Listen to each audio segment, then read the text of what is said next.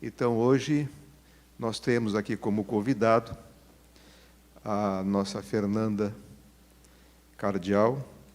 Ela é trabalhadora espírita, aqui do Centro Espírita Caminho da Redenção, e também do Centro Espírita Viana de Carvalho, aqui em Salvador. E também enfermeira na nossa casa de parto, no Centro de Parto Normal Marieta de Souza Pereira. Eu convido agora a Fernanda, então, para fazer a sua apresentação para nós. Fernanda, por favor.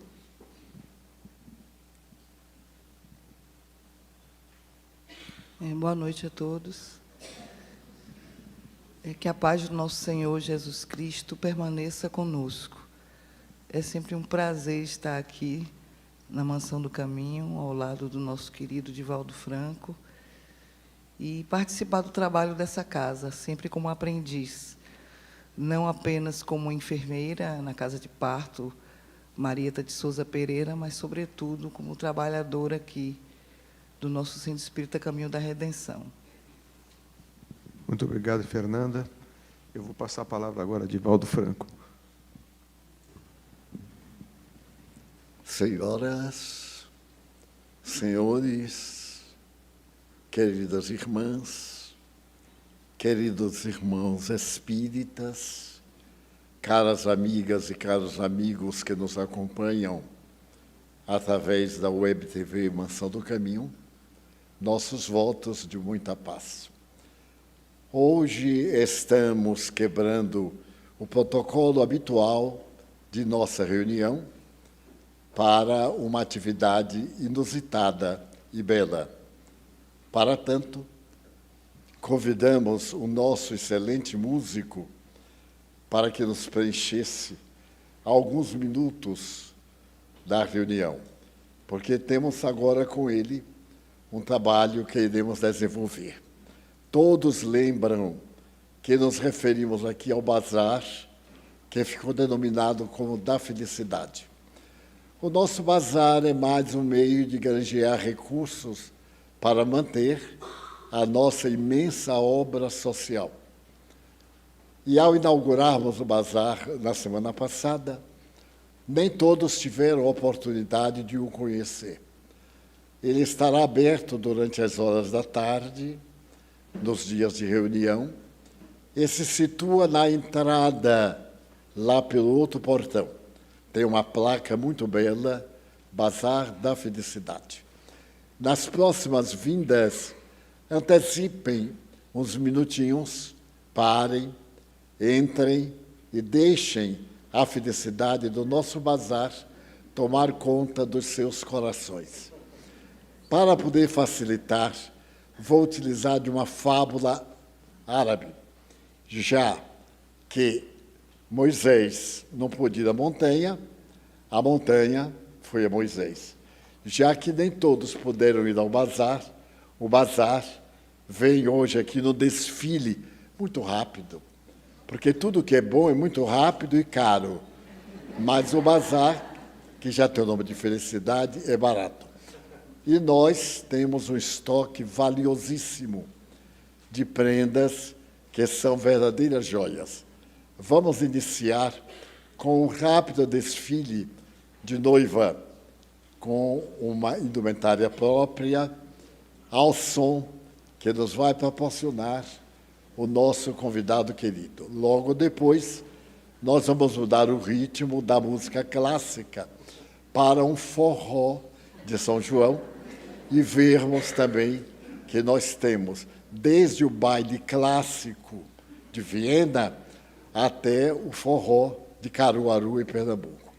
Vamos, então, iniciar com a música e entra a nossa noiva. Agora, as nossas atividades habituais.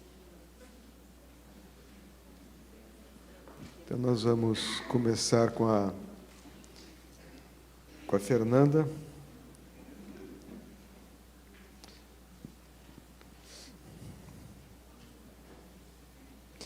É uma pergunta que vem de Rafael, Fernanda. E ele pergunta o seguinte: por que alguns espíritos, quando desencarnam, ficam vagando aqui na Terra sem ajuda espiritual? O espírito se encontra onde está o seu interesse, onde está o seu tesouro, está o seu coração. Se ele continua vagando em torno da terra, provavelmente alguma coisa o prende de natureza material, bens materiais, a residência, outros objetos ou até vínculos familiares, que eles se encontram extremamente apegados. Não é que não haja uma assistência espiritual, mas para que ela possa ocorrer, aquele que deva ser o candidato à assistência precisa ter um mínimo de receptividade, de acolhimento ao socorro dos bons espíritos. Mas se o pensamento da pessoa, no caso do espírito desencarnado, está fixado em algo, por exemplo, material ou uma paixão absorvente, é como se fosse um processo até de fascinação, de uma autofascinação, que ele só tem a mente, o pensamento, as emoções, todas voltadas apenas para aquele interesse. Então, não é possível, nesse estado, receber qualquer tipo de ajuda. Obviamente, os bons espíritos estão orando por ele, dando suporte, mas é preciso que ele faça esse movimento de autoajuda. Enquanto ele está com a mente ocupada com esses outros interesses, ele não consegue absorver qualquer tipo de socorro. Então, não é falta de socorro espiritual, é que precisamos nos ajudar para que esse socorro seja efetivado. Obrigado, Fernanda. Divaldo, Nilva e outras duas perguntas do público aqui referente ao mesmo tema. O que seria o Corpus Christi para o Espiritismo? No Evangelho de Jesus, o Novo Testamento, não existe o dogma do Corpus Christi. Esse dogma foi criado pelos pais da Igreja, que estabeleceram a tradição da Santíssima Trindade. O Corpus Christi está muito ligado à Trindade Divina, aquela em que Deus, Pai, Jesus, Filho e Espírito Santo, as vozes espirituais que comandam o universo. Essa tradição é de origem babilônia, em que um Deus representava as forças geradoras da vida, tendo três faces. O cristianismo primitivo adotou esse conceito ante algumas dificuldades dogmáticas. Por exemplo, Deus sempre foi um desafio para toda e qualquer filosofia, psicologia e religião, porque se tratando de uma causa incausada, de uma origem não iniciada, muito difícil definir o infinito em algumas palavras. Tornar o infinito definido é torná-lo finito. E então, os religiosos do cristianismo primitivo tiveram muita dificuldade em procurar definir qual era a missão de Jesus. Porque há um momento em que Jesus diz, eu e o Pai somos uno.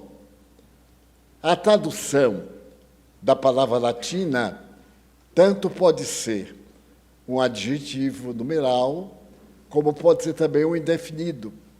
Por exemplo, em espanhol, a contagem é 1, 2, 3, 4, 5, 6. Já em português é 1. Daí o sentido unidade. Uno tem na nossa língua dois sentidos. A unidade, o nombre, diriam os espanhóis.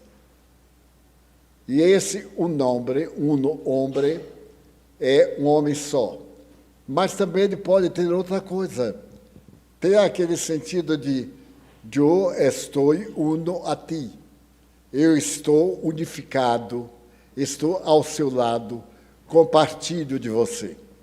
E isso criou uma dificuldade linguística, porque traduções, já desde a antiguidade, no período medieval, se criou uma frase latina que diz traditore tradutore, tradutor, traidor. É traduzir, trai. Nunca se pode trair, seja o que for absolutamente conforme foi pensado na língua original. Porque nós temos palavras, a palavra saudade é eminentemente brasileira. Não existe em nenhuma língua do mundo. Já nas línguas hispanas, substituindo saudade, nós temos nostalgia. Mas uma nostalgia, que nós chamaremos em português de nostalgia, uma nostalgia é uma saudade que não é uma saudade. É uma lembrança, é uma recordação. É algo que nos sensibilizou, mas que passou. É nostálgico. Quer dizer, pensamos tristemente. Já saudade. Um poeta inglês definiu essa saudade como sendo a presença de um ser ausente e a ausência de um ser presente. Quando eu me lembro de alguém que morreu, a pessoa está presente na mente, mas não está realmente presente. Então, quando eu digo que tenho saudade de alguém, eu estou me referindo a algo que está comigo, mas não está comigo, porque está na lembrança. Então, eles criaram a Santíssima Trindade para dizer que Deus a si mesmo se fez e se apresenta em 3 aspectos. Tomou a forma humana, veio à terra para poder pregar o reino dos céus. Mas Jesus disse, eu sou o caminho, notem bem a sutileza, da verdade e da vida. Ninguém vai a meu Pai, senão através de mim. As traduções adulteraram, colocaram, eu sou o caminho, a verdade e a vida. Ninguém vai ao meu Pai, senão por mim. É uma coisa totalmente diversa. Se eu sou o caminho, eu sou a verdade, eu sou meu Pai, eu sou meu filho.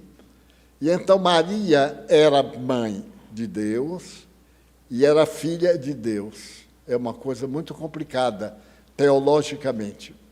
Então, a Santíssima Trindade não foi aceita. Mais tarde foi transformada em dogma. Dogma é uma lei inamovível. O universo gira. A lei da gravidade, a lei do eletromagnetismo, a lei quântica forte, a lei quântica fraca. Isso é inamovível em todo lugar, em todo espaço, em qualquer época, em qualquer tradução. Então, para nós espíritas, Deus é a causa primeira de todas as coisas. É a inteligência superior do universo, Deus. Jesus é um espírito unigênito, especial, criado por Deus, que veio à Terra para nos falar de seu Pai e nos prometer a mesma felicidade dele indo para seu Pai, no outro reino, que não é a Terra, é o reino espiritual, é o reino que existe. Já no tempo de Santo Agostinho, século IV depois de Cristo, há uma parábola para mostrar que o dogma ninguém duvida. O que está escrito no dogma é, por exemplo, o Papa absolve de todos os pecados. É o dogma. Mas ele não absolve coisa nenhuma, porque ele não é Deus. Mas ele tem o poder que Deus lhe deu. Mas quem deu esse poder a ele foi outro homem. Não foi a divindade, não é a lei universal. A lei universal é Deus, é o Criador do universo, todos somos seus filhos, portanto, na condição de Jesus como nosso irmão. Quando Jesus estava despedindo-se, ele pegou um pedaço de pão e fez uma paráfrase. Aqui é o meu corpo, comei-o. E tomando um pouco de vinho, que é salutar nas refeições orientais, e este é meu sangue, tomai-o. Então, a Igreja criou a Eucaristia, o símbolo. O cristão católico tem que aceitar que, ao comer a hóstia, ele está ingerindo o corpo espiritual e o sangue, o suor moral, os sofrimentos de Jesus. É, portanto, uma simbologia. Quem me vê a mim, disse ele, vê meu Pai. Por quê? Porque se Deus é a perfeição e Ele é o caminho da perfeição, quando olhamos para Ele, estamos olhando para seu Pai à distância. Então foi criado o dia de Corpus Christi, em latim profundo. Também se criou Corpo de Deus, numa tradução avançada. Então há uma parábola de que Santo Agostinho, que é o mais sábio da Igreja Católica, é o doutor da Igreja Católica, ele compôs a teologia católica, estava certo dia na praia e viu uma criança fazer um buraco na praia, correr ao mar, pegar água e jogar no buraco. E ele ficou impressionado com aquela criança no seu ir e vir. E terminou por perguntar, o que você quer fazer? O anjo, era um anjo, o menino disse, Senhor, eu quero colocar toda a água do mar nesse buraquinho. E ele, que era um homem lógico, respondeu, impossível. Ao que a criança, que era um anjo, disse, pois é mais fácil colocar-se o oceano neste buraco do que tu entenderes o mistério da Santíssima Trindade. Por isso é chamado mistério da Santíssima Trindade. Ele resolveu tirar da mente, e quando ele escreveu mais tarde uma obra em 32 volumes, A Casa de Deus, ele dedica que a Eucaristia é um símbolo de união com Deus. Deus não está ali tão real e perfeito como está nos céus. É a tradição. Então, no momento da hóstia, o católico deve receber Deus tão perfeito, Jesus tão real, e os espíritos que governam o mundo naquela simbologia. Daí, a hóstia é feita de tal forma que ela se desintegra, sem a necessidade de mastigar, de contrair. Era tradicionalmente colocada na língua, e a pessoa tocava o véu palatino e ela se diluía. Portanto, é um símbolo. Para nós espíritas, é muito respeitável, porque nós respeitamos a crença dos outros, mas não tem nenhum valor. Comer a carne de Jesus é sofrer o que ele sofreu resignadamente. Porque é muito fácil, chega, come a carne, toma o vinho, o sangue, e vai gozar, cometer novos pecados para ser absolvido logo mais. Para nós, o sangue de Cristo é como a semana da paixão. O maior momento de Jesus não é a cruz. A cruz demorou 3 horas. É rápido. É Ele nos amar até hoje. E uma lei, em alguns estados dos Estados Unidos da América do Norte, hoje, na atualidade, proíbe que se leia o Evangelho de Jesus nas escolas. Um absurdo para nós. Mas para o maometano, não. Para o maometano, absurdo é não ler a sua obra sagrada, o Corão. E assim por diante. Então, qual é o sentido da nossa visão do Cristo? É um filho de Deus, como nós, que chegou quase à perfeição e veio nos ensinar o caminho da perfeição, que todos podemos adquirir através do nosso devotamento a Ele. Porque muito antes desse dogma não havia a Eucaristia, que é um dos 10 mandamentos da Igreja. Todo católico sabe. Primeiro, frequentar a missa uma vez cada mês ou nos dias santos. Segundo, é uma repetição do decálogo dentro das exigências da Igreja. Daí se criou o Corpus Christi. Como a Igreja Romana dominava o Ocidente, foi tornado um dia santificado, como outros dias santificados.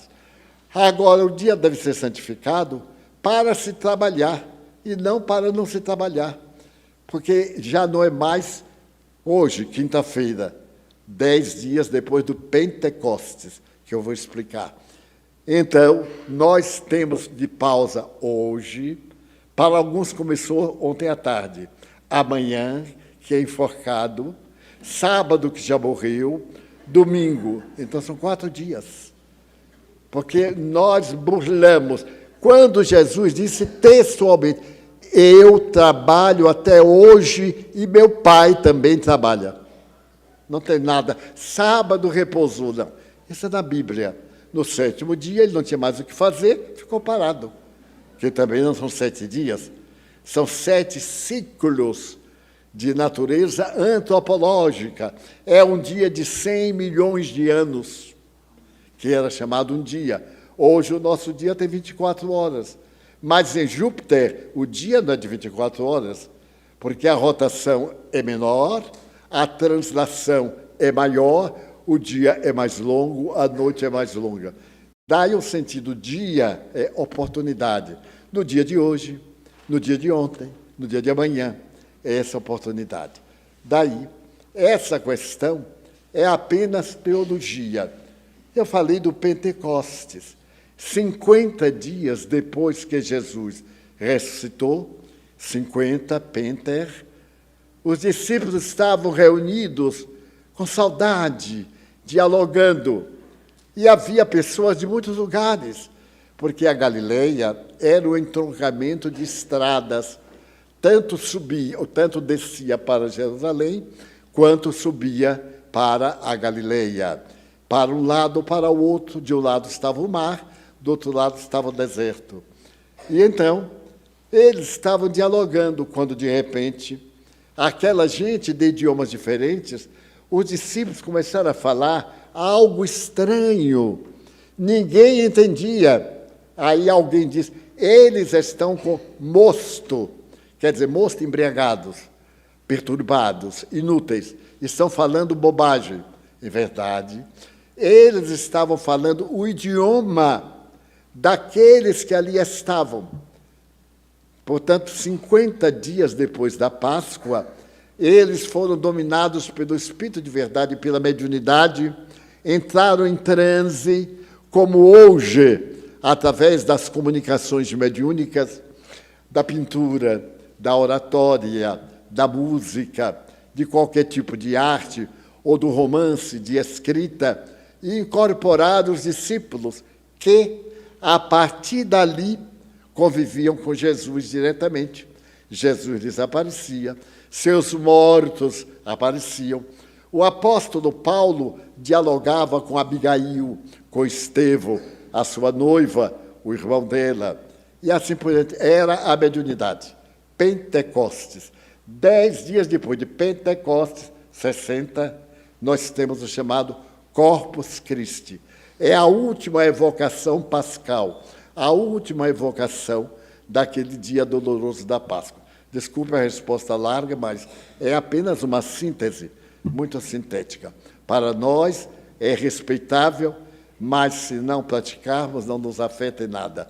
Porque o que interessa é o que Jesus diz, é o Espírito de verdade, é ter uma vida correta, comungar com Deus, não é ingerir a hóstia, é divulgar o pensamento saudável, é pensar a coisa correta. O que levou Allan Kardec a dizer que o que vale não é o que nós fazemos, é a intenção. Eu posso ter um gesto de bondade, mas no fundo é um fingimento. E posso exteriorizar uma mágoa, que no fundo também é uma reação diferente. Eu posso estar com pena, com compaixão, e no entanto demonstra outra coisa. O que vale é a intenção. Não basta parecer puro, é necessário ser pulcro, ser puro. Obrigado, Divaldo. Nós vamos agora fazer um pequeno intervalo. Nós vamos dar continuidade aqui a algumas perguntas que nos foram formuladas. Então, Fernanda Irailce nos pergunta a seguinte questão: por que os espíritos que tiveram suas vidas terrenas encerradas por assassinato não retornam para denunciar os assassinos? Os espíritos respeitam os movimentos, as leis humanas, em todos os seus aspectos. E, obviamente, aqueles que foram assassinados não têm o direito, não têm a liberação da parte dos espíritos nobres para virem comunicar àqueles que o mataram. Não que não lhes falte vontade, até porque muitos deles desejariam se vingar, provavelmente. Mas em tudo há uma ordem, e a lei de Deus é que determina esse movimento de ordem. Então, os espíritos sempre disseram que todos os eventos da Terra têm sua autonomia, obviamente com a coordenação maior de Jesus, que é o nosso governador espiritual, mas respeitando esse livre-arbítrio do movimento das leis sociais, políticas, humanas, senão seríamos realmente como se fôssemos autômatos, sem livre-arbítrio, inteiramente comandados pelo mundo espiritual, mesmo em nome da justiça.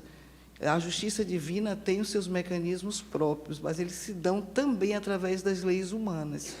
Então, não há nenhuma necessidade de que os espíritos que passaram por um processo de assassínio virem denunciar explicitamente quem realizou o assassinato. Senão, também, em todos os outros eventos, haveria essa interferência muito direta, cura de doenças, outras descobertas, e aí qual seria a nossa responsabilidade em dirigir nossas vidas pessoais e coletivas? Se há um crime, existem profissionais na Terra que são capacitados para isso, detetives, policiais, que têm o dever de usar o seu conhecimento, sua autoridade para investigar o crime e aí chegar ao resultado pelo qual existe o exercício dessa liberdade, do próprio exercício de crescimento. Então, Deus e os bons espíritos não fazem um trabalho que nos cabe. Cada um tem que fazer suas obrigações, seus compromissos, porque é o próprio processo de amadurecimento. É por isso que não é possível essa revelação tão absoluta sobre qualquer evento na Terra. Claro que pode haver exceções, mas não é a regra geral. Obrigado, Fernanda. Divaldo, Raquel, é possível em um aborto espontâneo o espírito permanecer unido à mãe, impedindo uma nova gravidez? Tecnicamente, é possível. Eu conheci o caso de uma jovem que fez um aborto antes de casar-se. Ao expelir o feto, não expeliu o espírito que ficou ligado às trompas. Mais tarde ela casou-se com o mesmo rapaz e tinha loucura para ser mãe. E toda vez que estavam no momento da fecundação, o emocional dela lembrava do crime praticado e impedia que o espermatozoide fecundasse o óvulo. Várias vezes, vários anos. Ela já estava com uns 40 anos, quando nos procurou e tomamos conhecimento, porque ela era fértil, o marido era fértil, perfeitamente capazes de uma procriação. E então nós ficamos interessados no caso e perguntamos ao guia espiritual dela por que ela não fecundava. E ele explicou que o que veio em primeiro lugar, com ódio, ficou preso aos despojos espirituais e impedia a fecundação. Então ele foi orientado, explicou-se que ele não era Deus, não tinha esse direito, etc. Nós chamamos, doutrinamos, esclarecemos o espírito através do médium, e ele prometeu arrepender-se, com uma condição de ter o direito de reencarnar, porque ele queria ser filho dela. E, claro, todos fomos unânimes em pedir a Deus essa misericórdia. E, apesar de ela já estar com 40 anos, ela ainda foi mãe 3 vezes. Portanto, eles podem impedir. Chico Xavier me narrou um fato mais ou menos parecido quando eu lhe contei esta experiência, que uma sobrinha dele fez alguns abortos, e os espíritos que desejavam reencarnar ficaram em torno dela, e um deles se localizou exatamente numa das trompas. Ela não conseguia fecundar, fazer que a gestação surgisse. E nesse ínterim, porque os abortos foram muito violentos, ela desenvolveu um câncer de trompas, e teve que as extrair. Ficou, portanto, em um estado deplorável, houve metástase e veio a desencarnar. Portanto, pode, mas não é frequente, porque nem todos têm as leis que vigiam nossa conduta. A intenção minha de matar, porque não queria que vissem que eu me havia apressado antes do casamento, é um crime, porque estamos destruindo uma vida que não pode defender-se. E é uma das maiores covardias. Felizmente, já foi criada uma doutrina legal chamada os direitos do feto. O feto é gente.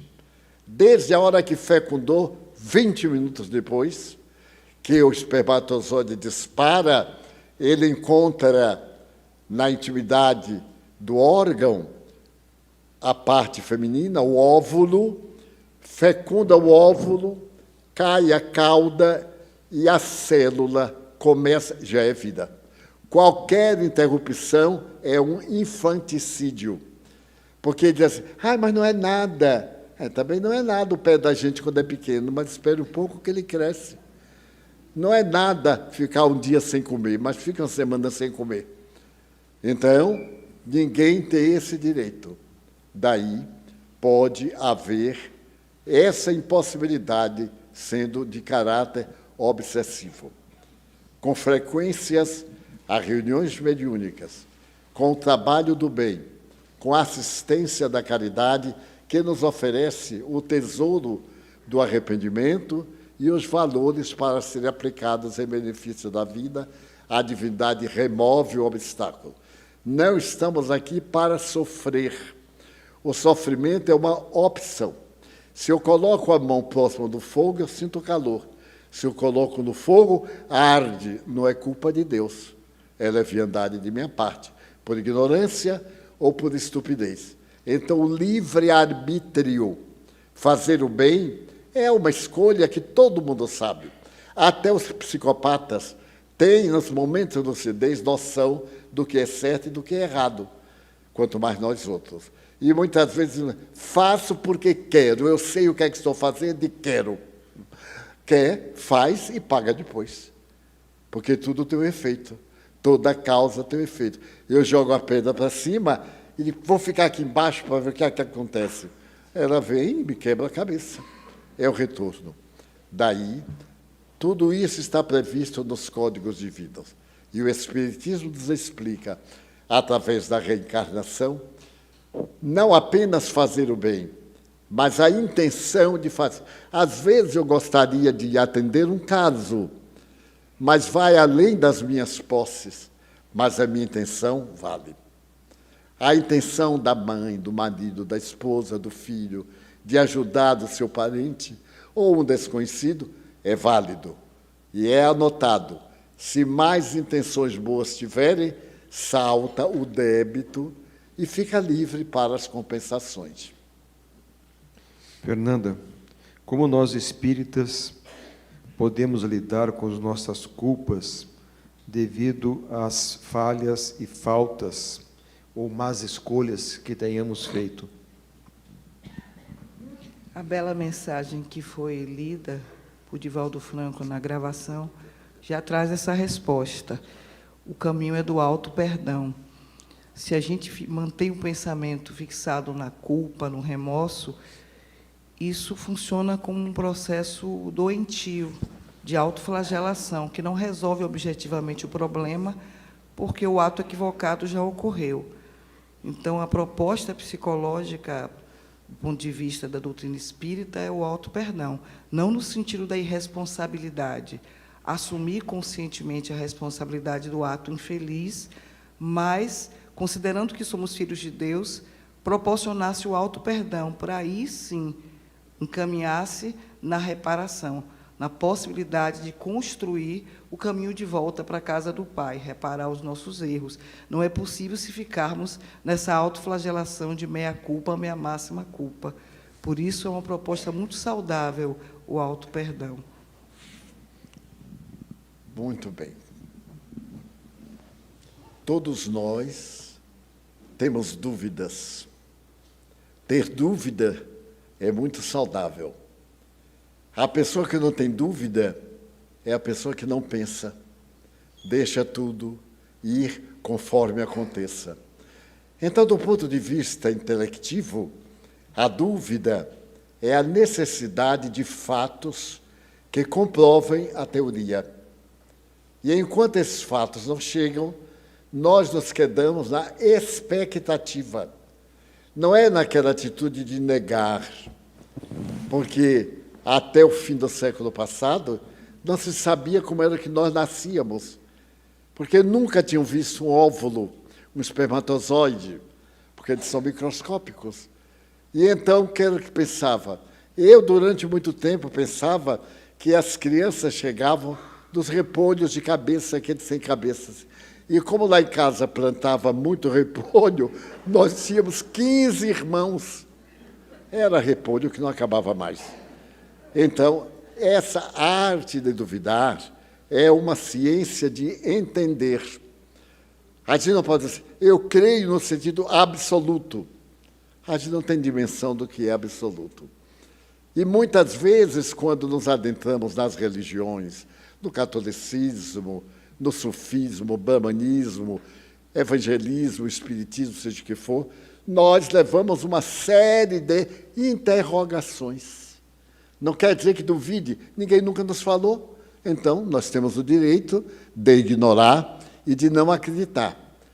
Nesse capítulo, existe a chamada virtude teologal, que são 3 as virtudes teologais: a fé, a esperança e a caridade.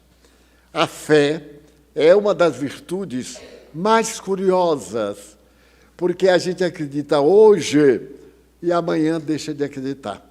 Ou não acredita hoje e daqui a um mês, de acordo com os fatos, a gente passa a acreditar. No que diz respeito ao Espiritismo, as nossas convicções são todas baseadas em fatos. Quando o Espiritismo diz, ninguém morre, por quê? Porque os que morreram voltaram. Ninguém voltou para dizer assim, olha, eu não morri não, hein? Ou eu morri. Não. Todos voltam, eu morri, mas não existe o nada. Até hoje eu procuro nada, mas o nada é nada, vezes nada é nada. É uma equação muito fácil.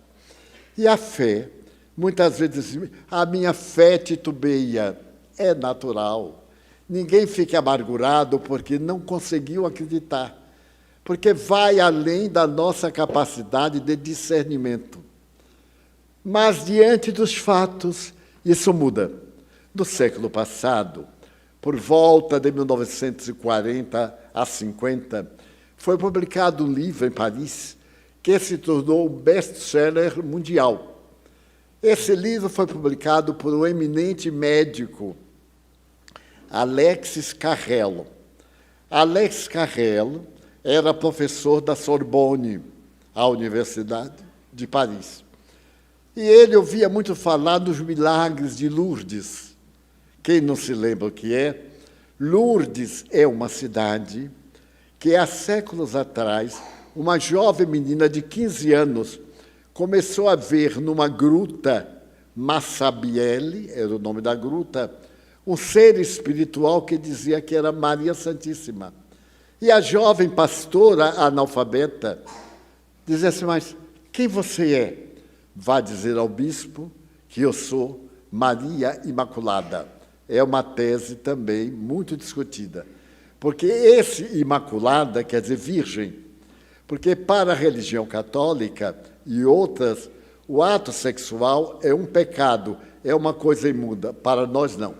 É um fenômeno biológico, como almoçar, dormir, sonhar, faz parte da vida orgânica. É uma necessidade. A prática é que tem o sabor de pureza ou de dignidade.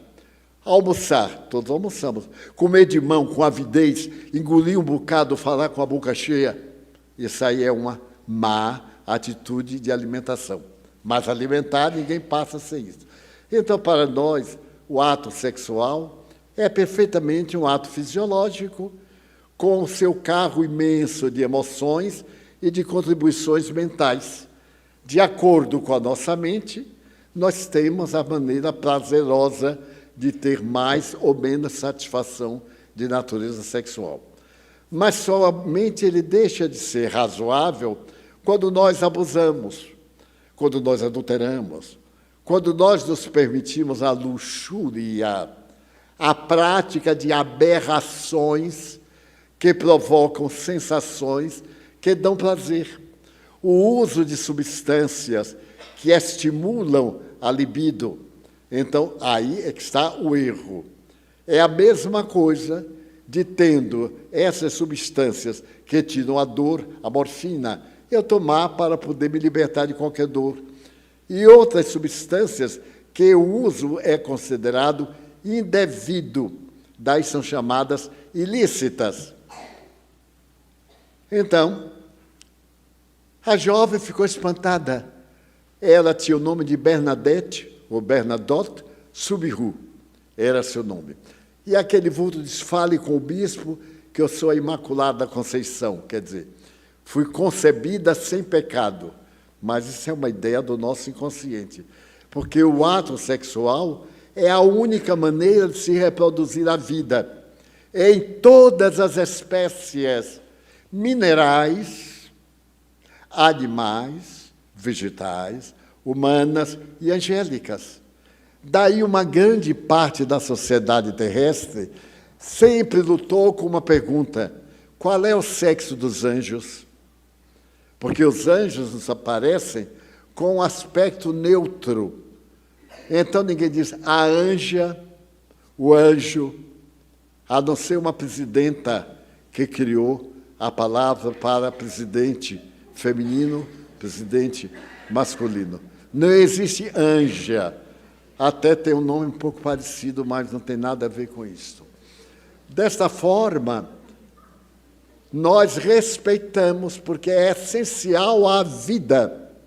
Faz parte do corpo, da matéria. Os hormônios potencializam-nos. Os masculinos dão força, força viril. Os femininos dão força emocional. Através das técnicas, nós invertemos hoje tudo, porque há mulheres fortes que desenvolvem, através do uso de hormônios masculinos, a força. E nós vemos nas academias os corpos lindos, bem trabalhados, mal trabalhados, enfim. Mas então, Bernadette ficou vendo, e aquele ser lhe falou muito, até que ela foi contar ao padre. Quando o padre soube, não acreditou. Aí está, não teve fé. Como é que aquela pastora ignorante ia ver a mãe de Jesus? Mas então ela prometeu fazer os milagres. Também não existem milagres. Milagre é algo fora da lei. Totalmente fora da lei. É essa casa sair do solo e subir. Isso é um milagre. Por quê? Porque vai contra a lei da gravidade. Tudo desce. É mais pesado do que o ar. Foi a grande dificuldade para as aeronaves. Então, o que se deu? Ela prometeu realizar o milagre e fez o milagre. Pediu que tocassem e da pedra jorrou água. Esse fenômeno é de muita beleza. No Evangelho de Jesus, quando Pedro e Paulo foram presos na prisão Marmetina, em Roma, era um buraco no chão, até hoje está lá para quem quiser ver. E então eles tiveram sede. E Pedro bateu na pedra e a pedra jorrou. Ai, que milagre! Não, tinha um minadouro ali. só que era necessário tirar a casquinha. Tirou a casquinha, o milagre veio. É um fenômeno, não milagre. O Espiritismo põe as coisas na lógica. E então nasceu a fonte de Lourdes, porque essa região é chamada Lourdes, o local Massabielle, na França. E então começaram a curar, como em Fátima, como aqui no Bonfim. Enfim, cada lugar tem o seu lugar místico. Então, Alexis Carrel, que era médico cientista, só acreditava no que via, resolveu, numa terça-feira, ir de Paris a Lourdes para ver o milagre acontecer. Havia um trem especial dos doentes que eram levados às terças-feiras, quando o padre, na quarta pela manhã, celebrava a missa, e durante a missa aconteciam e acontecem, dizem, os fenômenos. E ele percebeu uma jovem tuberculosa, uma moça de 18 para 20 anos. Ela estava muito debilitada e ele examinou-a com permissão da família. Ela estava com várias cavernas pulmonares, com vários lugares onde se alojava o bacilo de Koch, e já estava em fase terminal, rouca, debilitada, tendo hemoptise, vomitando sangue com facilidade. E ele, então, foi na mesma cabine que ela, para evitar qualquer fraude. Passou a noite vigiando-a, e ela com febre, vigiando-a. Quando chegaram a Lourdes, muita gente fica ali para ajudar, carregando macas, pessoas que ficaram curadas, em agradecimento ajudam outros. É um gesto muito bonito de fraternidade. E então, 2 encarregados de conduzir os pacientes até a praça imensa de Lourdes, colocaram a menina numa das macas e ele, Alex Carrel, o médico, segurando o pulso, que estava acelerado por causa da febre, foi assistir à missa. Havia milhares de pacientes. Mas ele não tirava os olhos dela. Devia haver alguma coisa, ingerir alguma substância. Ele queria saber o que era. Muito bem, começou a missa. O sacerdote, no momento da Eucaristia, que chama elevação, quando pega o cálice, eleva e mostra. E ele, olhando a missa, ele não era católico, era ateu, e a moça. Nesse momento, ele percebeu que ela foi ficando muito pálida e com uma sudorese grossa, um suor grotesco, abundante, e que a pressão arterial foi caindo. Ele imediatamente mediu um braço, mediu o outro, e foi descendo até quase ela não ter força de respirar. E lá, o padre estava com o hostiário, onde colocam a hóstia, virada para o público e pedindo a Deus que operasse o milagre da saúde daqueles que eram doentes. E naquele momento, ele percebeu que ela teve uma hemoptise, tossiu e vomitou um pouco de sangue. E ele, de olho firme, olhava para o ostensório e olhava para a paciente. Na medida em que o padre se voltou para o altar, ele estava de costas, ela foi melhorando, um pouco de tonalidade veio ao rosto, a hemoptise parou, a pulsação adquiriu ritmo, a febre passou na cara dele, diante dele. Ele ficou impressionadíssimo. Porque quando terminou a missa, os pulmões dela estavam ótimos. Não tinha as tradicionais cavernas. Não havia rouquidão. Havia desaparecido toda aquela abundância de sintomas que faz o quadro da tuberculose pulmonar. E, ao terminar o dia, já voltou a Paris, sentada como outra pessoa qualquer, curada, apesar da sua debilidade. Que fez Alex Carrel? Ele ficou uma semana estudando casos e foi estudar cientificamente o que é que acontece. Numa teoria muito rápida, Nós sabemos que as nossas partículas das pré-menores são os átomos, e que não há nada parado, tudo está em movimento. O átomo, por exemplo, é constituído de 3 partículas.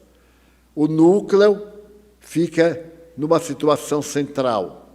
O próton e o elétron, um no sentido e o outro.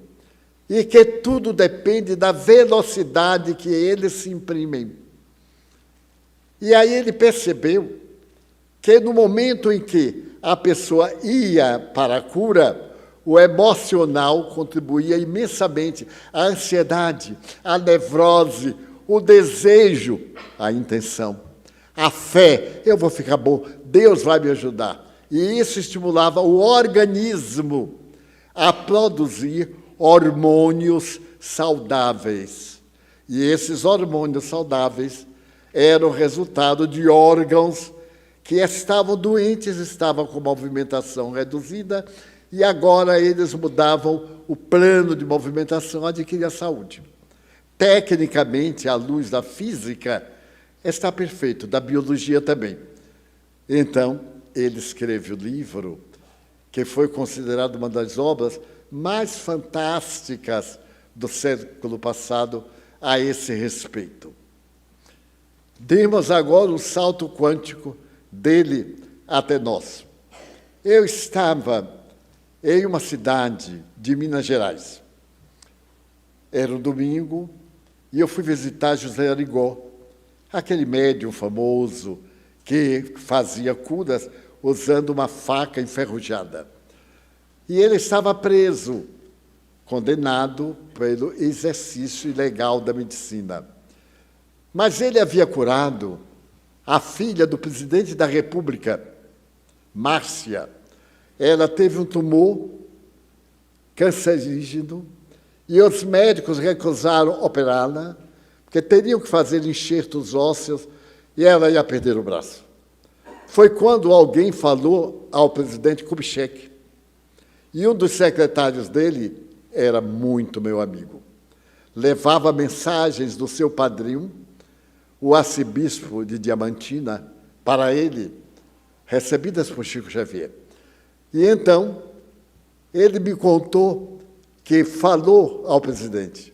Ele era o diretor da Polícia Militar do quartel na Rua do Catete. E o presidente mandou que ela fosse. E ela foi a Congonhas do Campo.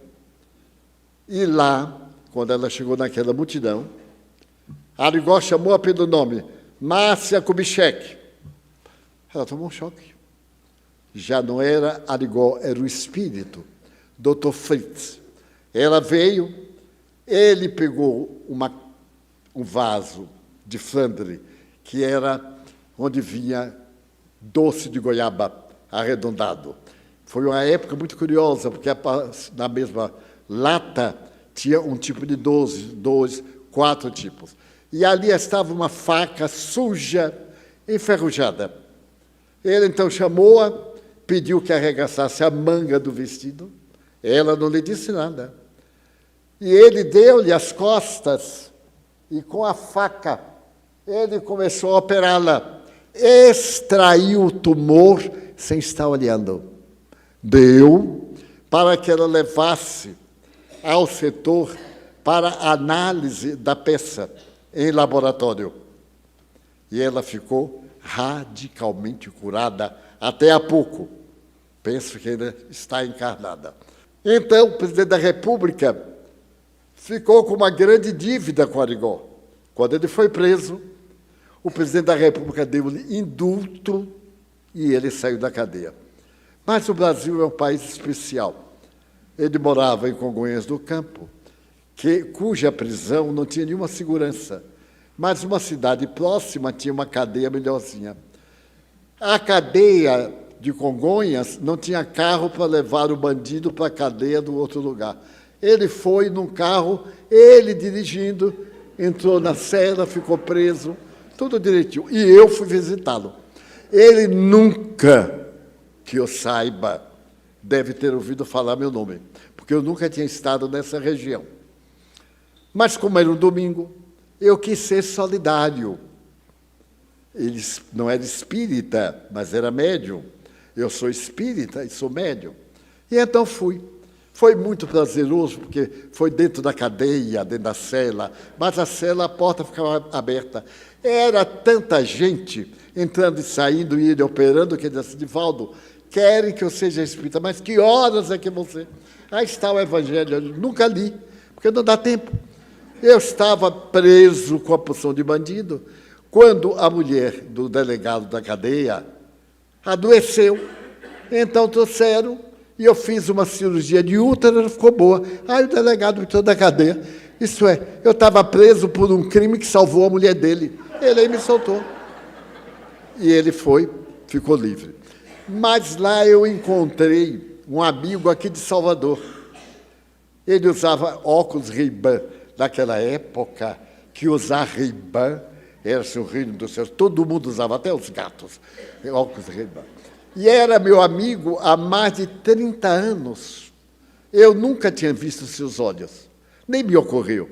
De repente, Arigó, agora incorporado, diz: Demócrito, ali na cela. Aí meu amigo disse: pois não. Eu não sabia que o nome dele era Demócrito, porque nós chamávamos Dezinho, o nome de família. Aí ele disse: Demócrito, Demócrito. Aí o espírito disse assim: tire o óculos. Vamos tirar essa catarata. Ele usava óculos e tinha catarata. Agora é chique, né? A gente vai fazer catarata. É tão chique que já tem o chá da catarata. Sabiam? Então, vou dizer que eu vou fazer catarata segunda. No sábado eu faço um chá para o povo me dar uma ajudinha para pagar a cirurgia. Tudo bonitinho. Operou. Mas, nesse momento, entram duas senhoras. Uma era Lígia Banhos, daqui da Mansão do Caminho. Ela não sabia que eu estava em Minas, ela estava no Rio, e foi visitar Arigó. Ela e outra amiga também de nome Lígia. E Arigó pergunta assim: quem tem uma faca aí? Ninguém tinha. Quem tem uma tesoura? Aí Lígia abriu a bolsa, e bolsa de mulher é algo, é um milagre. Esse é o milagre. Porque ela tirou de dentro daquela bolsa, só faltou sair um coelho. Ela foi tirando e botando. E tinha mais fora do que dentro. Aí ela achou uma tesourinha de unha, enferrujada, acabada. Disse: pois não, isso serve. Ele quebrou, operou, assim na cara da gente. Eu não gosto de ver sangue, nem dos outros, nem meu. Eu, então, discretamente desmaiei. Aí o doutor Fritz me deu um tapa. Não é homem, não! Naquele tempo isso era muito grave, não ser homem, ser homem. Era um horror. Eu, então, acordei assim, assustado, como galo de briga, e perguntei: já acabou? Já acabou? Já acabou. E deu-lhe a catarata, pôs na mão e disse: leve para o laboratório para ver que não é pele de galinha. E meu amigo, a sobrinha dele, é tia da nossa casa, Moema, foi tirada a catarata. Mas que milagre! Não. É que o Dr. Fritz conhece a lei de acelerar partículas, como os grandes aparelhos de trabalhos em átomos. Pois, até desencarnar, ele tirou o óculos Ray-Ban com muita pena e ficou com uma vista excelente. Pois bem, minha vez. Eu estava no Rio, ou melhor, em São Paulo, e peguei uma rouquidão estranha. Eu já proferia palestras, foi em 1954. E então, como eu era muito amigo de Chico Xavier, nesse ínter eu fui ao médico e ele detectou um provável câncer de garganta. E me disse que deveria cirurgiar quanto antes, porque ia afetar as cordas vocais. Mas como eu estava ali em atividade de funcionário, resolvi vir a Salvador, porque o instituto que eu trabalhava, IPASE, tinha no Rio de Janeiro um excelente hospital para seus funcionários. E para vir, eu avisei ao Chico que ia passar em Belo Horizonte, São Paulo, Belo Horizonte, Salvador, para visitá-lo. E assim eu fiz. Não disse nada, só estava rouco. A afonia muito grave, e quando eu falava me doía. Na deglutição, eu sentia os gânglios como que aumentados. E ele perguntou assim, tem alguma coisa na garganta, meu filho? Eu digo, olha, Chico, ultimamente eu estou com isso, me dói muito. Eles vão dar um jeito. Hoje à noite, nós vamos dar um jeito nisso. Terminamos a reunião, 2h, e fomos à casa do irmão dele. Éramos 4 homens, Chico Xavier, Arnaldo Rocha, Carlos Cavalcante e eu. Então chegamos à casa do irmão dele, onde nós tomamos um café pela madrugada. E ele pegou um cobertor, dorme bem. Não sei se vocês conhecem, dorme bem. No sul ele é chamado bicicleta. Não sei se sabem por quê. Porque como ele é curto, quando cobre os pés, descobre o busto. Aí puxa, descobre o pé e fica a noite inteira no velocímetro. Então ele pegou, tapou uma janela de madeira, a porta de entrada foi fechada, uma sala, um quarto comum, e a minha cadeira foi posta na porta, para eu não deixar ninguém entrar, fechada por dentro. Havia um móvel, uma cama, e os 3, 2 sentaram na cama, Chico numa cadeira e pôs a cabeça aqui na mesa. E então, apagamos a luz, veio aquele escuro de breu, como se diz. E ele disse assim, Divaldo, faça a prece. Eu fechei os olhos e comecei, Pai Nosso, que estás nos céus. Não havia terminado o Pai Nosso, quando ouvi uma voz feminina, Divaldas, abra a boca. Eu automaticamente, sem raciocinar, do escuro, ele vai ver que quem é não está enxergando. Eu aí perguntei, a boca está aberta. Aí a voz assim, abra também os olhos. Eu abri. Quando eu abri, diante de mim, 2 palmos, estava uma jovem de 16 anos, loura, o cabelo penteado para dentro, o avental de enfermeira do começo do século, e ela sorria e disse assim, meu nome, Schwester Sheila. Eu não entendi nada. Eu não sabia o que era Schwester. Eu digo, é Sheila. Eu sou Sheila. Eu morri durante a Primeira Guerra Mundial, na cidade de Hamburgo, na Alemanha. E fui convocada por Dr. Bezerra de Menezes para vir trabalhar no Brasil atendendo pessoas doentes. Você vai ficar bom, Divaldo. Não se preocupe. E naquele momento eu vi que na sua mão havia como que uma caneta, mas uma caneta com uma lâmpada na ponta, que à época não tinha, agora tem, eu até tenho. E então, com aquilo para lá e para cá, luminoso, e ela disse, eu vou cauterizar o seu tumor. Vai doer um pouco. Eu sempre me achei muito corajoso, mas era fachada. Ela disse, abra bem a boca. Eu abri e ela colocou, eu senti na língua. Aquilo era moldável, se adaptou à língua. E eu ouvi, tch, mas eu dei um grito, porque queimou. Eu dei um urro, um berro, qualquer coisa que se queira. E ela tirou. Então todo mundo riu. E eu fiquei morto de vergonha, eu acordei metade do quarteirão. E ela disse, vai botar novamente. Eu digo, não. Já estou bom. Não. Fez novamente. Tirou. E eu fiquei com a voz até hoje. Recuperei. Naquela hora, voltei, vim para Salvador. Os exames aqui eram como se fosse uma amigdalite, qualquer coisa. Voltei a São Paulo ao mesmo médico e tinha um histórico lá do hospital. E ele disse, engraçado, está aqui a visu, a olho nu, que você foi operado. Eu disse, é verdade, fui operado.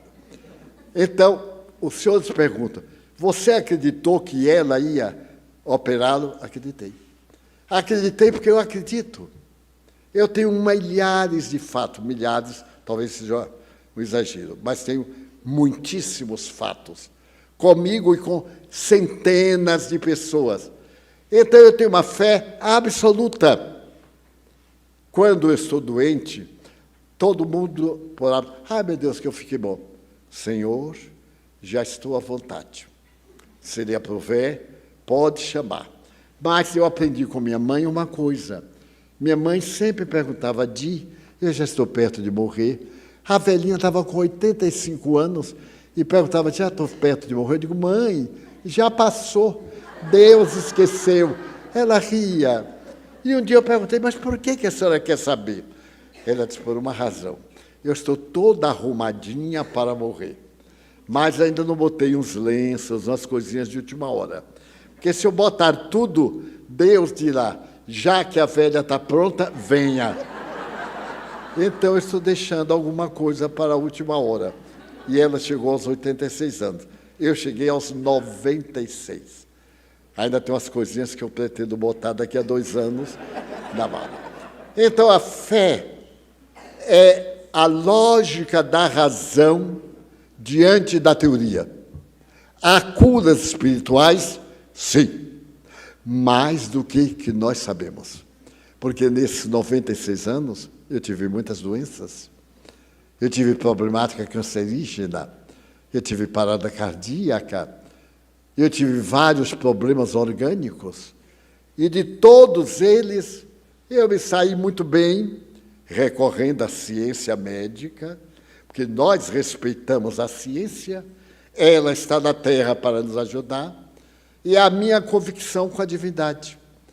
Então, gostaria de, nesse encerramento, nós que para que vimos doentes, desanimados, ou incrédulos, ou sem noção, vamos aproveitar os breves minutos para pensar em Deus, não como um velhinho de barba, pensar no bem, pensar numa coisa boa, é pensar em Deus. Pensar em Jesus, que é mais conhecido nosso pelo Evangelho, enquanto nossos irmãos irão aplicar nos passes para melhorar nossas angústias. Mas não esperemos um milagre. Façamos a nossa parte, porque Deus fará o restante. Vamos orar. Pedimos aos amigos para que tomem seus lugares.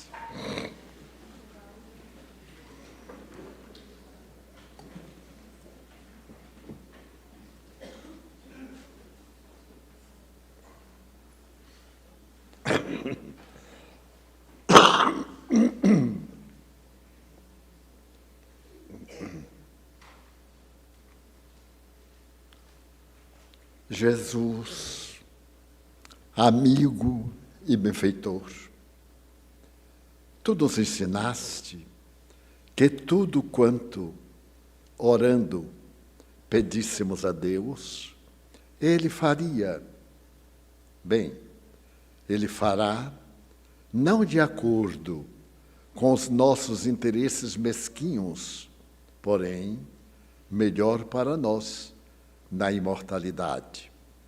Nós te queremos pedir em favor dos médiuns que irão aplicar passes, que irão contribuir em favor do nosso bem-estar. Ajuda-os a ajudar-nos, protege-os a conseguir energias e forças para o nosso bem-estar. Também te queremos pedir por nós próprios, que saiamos daqui otimistas, renovados, cheios de vigor, de esperança de melhores dias, por aqueles a quem nós amamos, familiares, amigos, eleitos pelo coração. E também te pedimos pelas pessoas que não gostam de nós, que nos invejam, que vibram contra nosso bem-estar. Nós te pedimos por eles, para que sejam felizes e nos deixem na tua paz. pedimos pelos enfermos aqui presentes, aqueles que nos deram seus nomes para nossas orações. Pedimos-te pelos internautas que nos acompanham neste momento. Ainda te pedimos em favor da nossa casa, o nosso santuário, onde pensamos no bem, mourejamos no bem e na ação da caridade. Nós te pedimos, por misericórdia, pelos suicidas, os que tiveram morte dolorosa, inesperada quase, e hoje se debatem nas águas revoltas do sofrimento.